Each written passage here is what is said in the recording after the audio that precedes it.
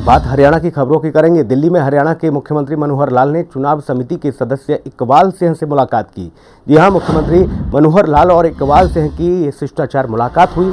हरियाणा भवन में दोनों ने ये मुलाकात की। इस दरमियान कई महत्वपूर्ण पहलुओं पर चर्चा भी की।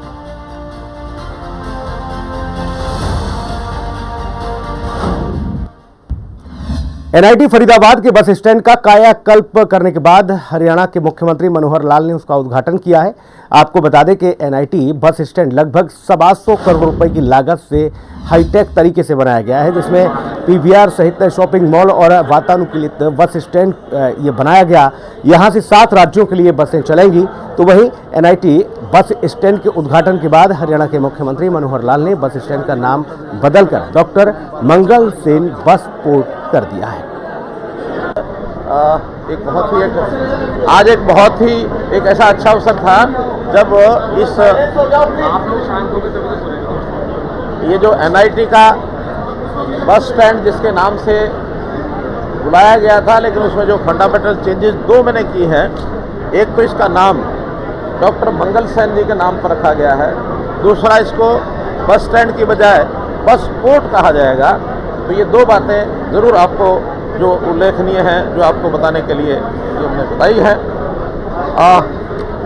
हरियाणा रोडवेज अपने आप में, जैसा हमको पता है, कि बहुत ही प्रेस्टिजियस एक सरकार का एक अंग है। तो इस प्रकार से न केवल हरियाणा में बल्कि बाहर के प्रदेशों में हरियाणा रोडवेज की सेवा को एक बहुत अच्छी सेवा मानी जाती है। अगर 2 रोडवेज की प्रदेशों की अलग अलग बसें हों तो सबसे पहले हरियाणा रोडवेज की बसों में ही लोग बैठते हैं। इसलिए मैं हरियाणा रोडवेज के जो कर्मचारी हैं, रोडवेज के जितने अधिकारी हैं उस डिपार्टमेंट के, उन सबको बहुत बहुत बधाई और शुभकामना देता हूं।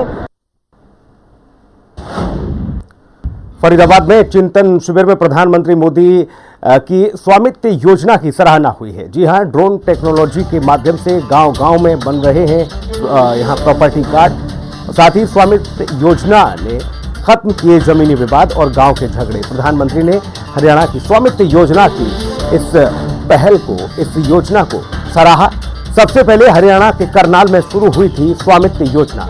करनाल के सिरसी गांव में हुई थी स्वामित्व योजना की शुरुआत। लाल डोरा मुक्त गांव के नाम से शुरू हुई थी स्वामित्व योजना।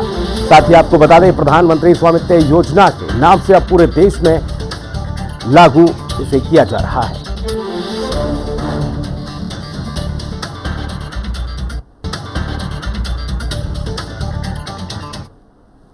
प्रधानमंत्री नरेंद्र मोदी ने हरियाणा के सूरजकुंड में आयोजित गृह मंत्रियों के चिंतन शिविर में हिस्सा लिया और कहा कि हर राज्य दूसरे राज्यों से सीखे और प्रेरणा ले। यहां कई राज्यों के मुख्यमंत्री, गृह सचिव और पुलिस महानिदेशकों के साथ केंद्रीय सुरक्षा बलों और पुलिस बलों के महानिदेशक भी पहुंचे। साथ ही चिंतन शिविर में देश की आंतरिक सुरक्षा पर भी चर्चा हुई।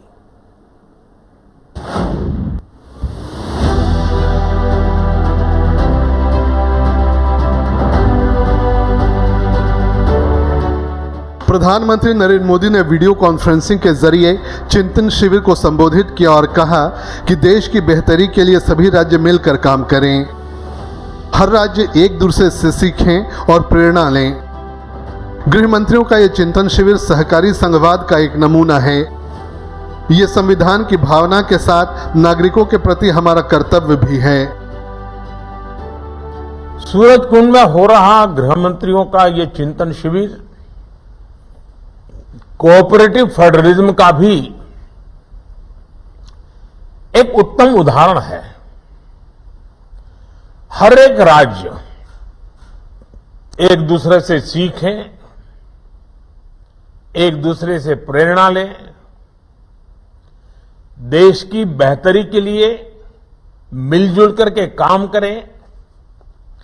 ये संविधान की भी भावना है और देशवासियों के प्रति हमारा दायित्व भी है। उन्होंने कहा कि यूएपीए जैसे कानून ने आतंक के खिलाफ लड़ाई में बड़ी भूमिका निभाई है। कई चुनौतियों के बीच त्योहारों पर देश की एकता को मजबूत रखना इन बलों की तैयारियों को दर्शाता है। अभी छठ पूजा समेत कई अन्य त्योहार भी हैं। विभिन्न चुनौतियों के बीच इन त्योहारों में देश की एकता का सशक्त होना आपकी तैयारियों का भी प्रतिबिंब है। उन्होंने कहा कि कानून व्यवस्था वैसे तो राज्यों की जिम्मेदारी है, मगर देश की एकता और अखंडता से भी ये जुड़ी हुई है। कई बार केंद्र की अलग अलग एजेंसी राज्यों में जाकर एक साथ जांच करती है। ऐसे में हर राज्य को केंद्रीय एजेंसी को सहयोग करना चाहिए। आजादी का अमृत काल हमारे सामने है। आने वाले 25 साल देश में एक अमृत पीढ़ी के निर्माण के हैं। ये अमृत पीढ़ी पंच प्राणों के संकल्पों को धारण करके निर्मित होगी। विकसित भारत का निर्माण, गुलामी की हर सोच से मुक्ति, विरासत पर गर्व, एकता और एकजुटता और सबसे प्रमुख बात नागरिक कर्तव्य। पीएम मोदी ने कहा कि साइबर क्राइम या ड्रोन तकनीक का हथियारों और नशीले पदार्थों की तस्करी में इस्तेमाल को रोकने के लिए नई तकनीक पर हमें काम करते रहना होगा। स्मार्ट तकनीक कानून व्यवस्था को भी स्मार्ट बनाएगा। साथियों, साइबर क्राइम हो या फिर ड्रोन टेक्नोलॉजी का हथियारों और ड्रग्स तस्करी में उपयोग, इनके लिए हमें नई टेक्नोलॉजी पर काम करते रहना होगा। लेकिन हम जितनी तेजी से आगे बढ़ेंगे, जो क्राइम करने वाला वर्ल्ड है उसका भी ग्लोबलाइजेशन हो चुका है, वो इंटरेस्टेड हो चुका है, वो भी टेक्नोलॉजी में फॉरवर्ड हो चुके हैं।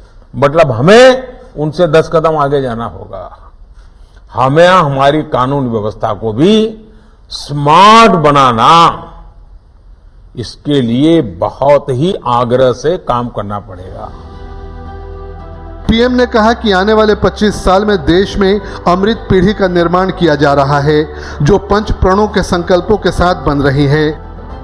ये पंच प्रण विकसित भारत का निर्माण, गुलामी की सोच से मुक्ति, विरासत पर गर्व, एकता और एकजुटता और नागरिक कर्तव्य हैं।